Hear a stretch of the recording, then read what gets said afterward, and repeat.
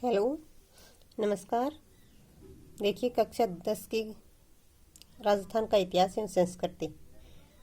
तो आज देखते हैं आगे। आज है बीकानेर का राठौड़ वंश एवं इनके वंश, इस वंश के प्रतापी शासक। सबसे पहले है राव बीका। राव बीका का काल है 1465 से 1504 ईस्वी तक। बीका मारवाड़ के शासक राव जोधा का पुत्र था। यानी मारवाड़ के शासक था जो राव जोधा, उसका पुत्र था बीका। अपने पिता के द्वारा व्यंग्य किए जाने पर 1465 ईस्वी में वह जंगल प्रदेश में आ गया। किंवदंती है कि करणी माता की कृपा से उसे नवीन राज्य स्थापित करने में सहायता मिली।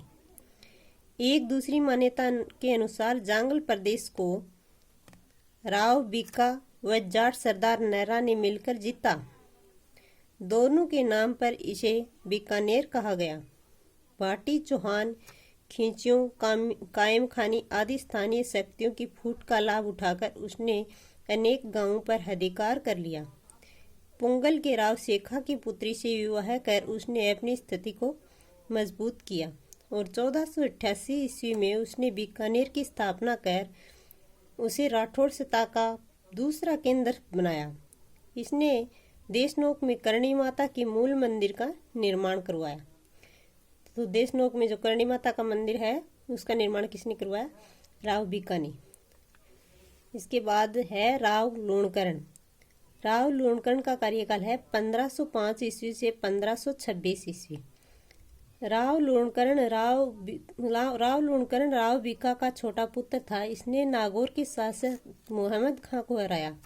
यह 1526 ईस्वी में ढोसी के युद्ध में नारनौल के नवाब अबी मीरा से लड़ता हुआ मारा गया। कहाँ के? नारनौल के नवाब से कौन सा युद्ध किया? ढोसी का युद्ध, क्योंकि 1526 में। बीठू सुजा ने अपने ग्रंथ राव जेतसी रोचंद में इसे कलयुग का कर्ण कहा। तो कलयुग का कर्ण किसे कहा गया? राव लूणकरण को, बीकानेर के राव लूणकरण को। और किसने कहा? बीठू सुजा ने कहा अपने ग्रंथ में राव जैतसिरोचंद में। करमचंद्र वंशो कीर्तन काव्यम नामक ग्रंथ में इसकी दानशीलता की तुलना कर्ण से की गई है। तो कौन से काव्य में लूणकरण की दानशीलता की तुलना कर्ण से की गई है? यह करमचंद वंशोत्कीर्तन काव्यम से। लूणकरण शहर झील का निर्माण भी इसे स्वीकार किया जाता है। यानी लूणकरण झील का भी निर्माण भी लूणकरण ने करवाया था। वह राव जेतसी का शासनकाल है 1526 से 1541 ईस्वी। जेतसी ने 1534 ईस्वी में काबुल के मुगल शासक कामरान, जो हुमायूं का भाई था, इसको पराजित किया 1534 ईस्वी में। इस युद्ध का वर्णन बीठू सुजा ने अपने ग्रंथ राव जैतसिरोचंद में किया। इसने बीकानेर पर मालदेव के आक्रमण के दौरान अपने मंत्री नागराज को शेरशाह से सहायता प्राप्त करने भेजा, मगर सहायता आने से पूर्व ही 1541 ईस्वी में साहिबा पाहिबा के युद्ध में राव जेतसी मालदेव की सेना से लड़ता हुआ वीरगति को प्राप्त हो गया। तो साहिबा या पाहिबा का मैदान जोधपुर में है। और साहिबा और पाहिबा का युद्ध किन किन के बीच हुआ? राव जेतसी और मालदेव के बीच हुआ। कब हुआ? 1541 ईस्वी में। आगे देखिए, 1541 से 1574 के बीच राव कल्याणमल का शासक था। कल्याणमल ने खानवा के युद्ध में, जो 1527 में हुआ, ये राणा सांगा की ओर से भाग लिया। कल्याणमल ने 1544 ईस्वी में गिरी सुमेल के युद्ध में मालदेव के विरुद्ध शेरशाह की ओर से भाग लिया। 1527 में तो सांगा की ओर से भाग लिया और 1544 में शेरशाह की ओर से भाग लिया। इसने बटनेर के किले पर अधिकार किया कल्याणमल ने, तथा 1570 ईस्वी के अकबर के नागौर दरबार में उपस्थित होकर मुगल अधीनता स्वीकार कर ली। कल्याणमल मुगल अधीनता स्वीकार करने वाला पहला राठौड़ शासक था। कल्याणमल के दो पुत्र थे, राय सिंह व पृथ्वीराज। राय सिंह को अकबर ने 1572 में जोधपुर का प्रशासक नियुक्त किया। वहीं उसका दूसरा पुत्र पृथ्वीराज अकबर का दरबारी कवि था।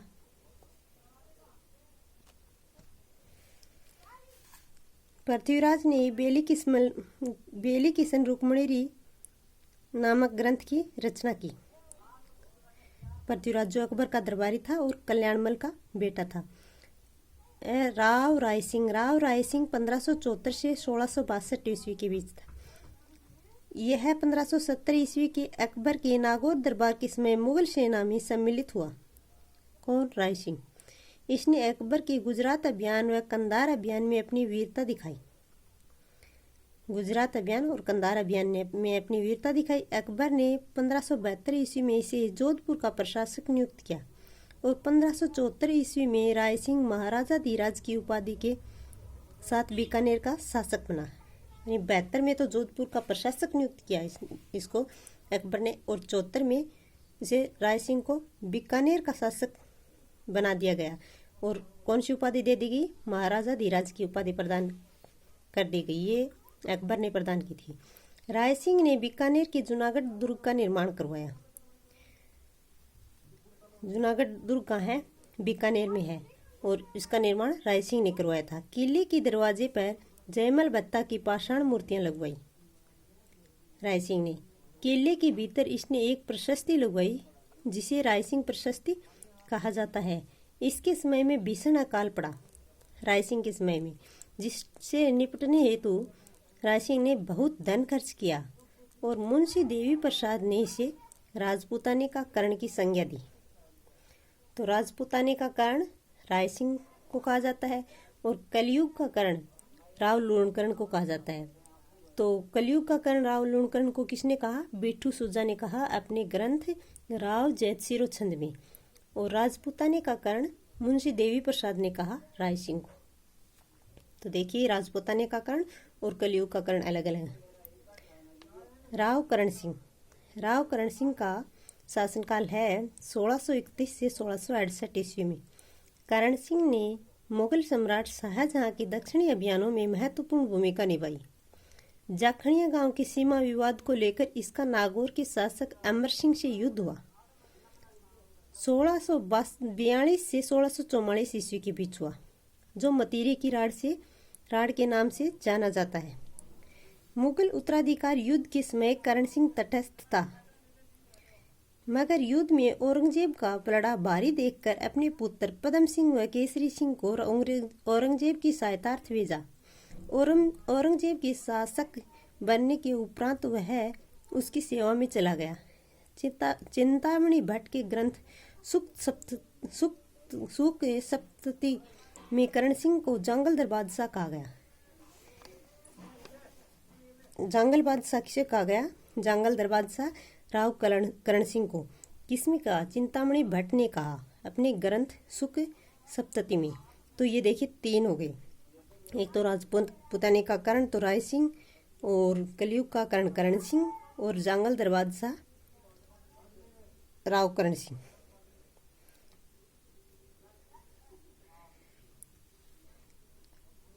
करण सिंह ने साहित्य कल्पद्रुम और उसके दरबारी विद्वान ने गंगानंद मैथिली में कर्णभूषण और काव्य डाकिनी नामक ग्रंथ लिखे। तो साहित्य कल्पद्रुम ये करण सिंह का ग्रंथ है। देखिए, शाकंभरी का चौहान वंश व इस वंश के प्रतापी शासक। देखिए, शाकंभरी की चौहान वंश। इस चौहान वंश की उत्पत्ति के विषय में बहुत विवाद है। वंशावलियों और ख्यातों ने इनको अग्निवंशीय माना है। डॉक्टर गौरीशंकर हीराचंद ओझा के विचार से तो ये सूर्यवंशी क्षत्रिय हैं, और अचलेश्वर मंदिर के लेख में इसे चंद्रवंशीय कहा गया। अचलेश्वर मंदिर में चंद्रवंशीय और गौरीशंकर हीराचंद ओझा के विचार से सूर्यवंशी। कई विद्वान इन्हें आर्य मानकर विदेशी मानते हैं। इन सभी मतों का विवेचन करते हुए डॉक्टर दशरथ शर्मा चौहानों की उत्पत्ति ब्राह्मण वंश से मानते हैं। बिजोलिया शिलालेख के अनुसार सांबर झील का प्रवर्तक वासुदेव चौहानों का आदि पुरुष था, जिसका समय 551 ईस्वी के लगभग माना जाता है। प्रारंभ में चौहान गुर्जर प्रतिहारों के सामंत थे, परंतु गुहक प्रथम ने गुर्जर प्रतिहारों के अधीनता से चौहानों को मुक्त कराया। इसी का वंशज सामंत सांबर का शासक था, जो वत्स गोत्र ब्राह्मण वंश में पैदा हुआ था। वाक्यपति राज चौहानों का शक्तिशाली शासक हुआ, जिसे प्रतिहारों को परास्त कर अपनी शक्ति का परिचय दिया। विग्रहराज द्वितीय चौहानों का एक अन्य शक्तिशाली शासक था। 983 ईस्वी का हर्षनाथ लेख उसकी विजयों का उल्लेख करता है। उसने गुजरात के चालुक्य शासक मूलराज को परास्त किया।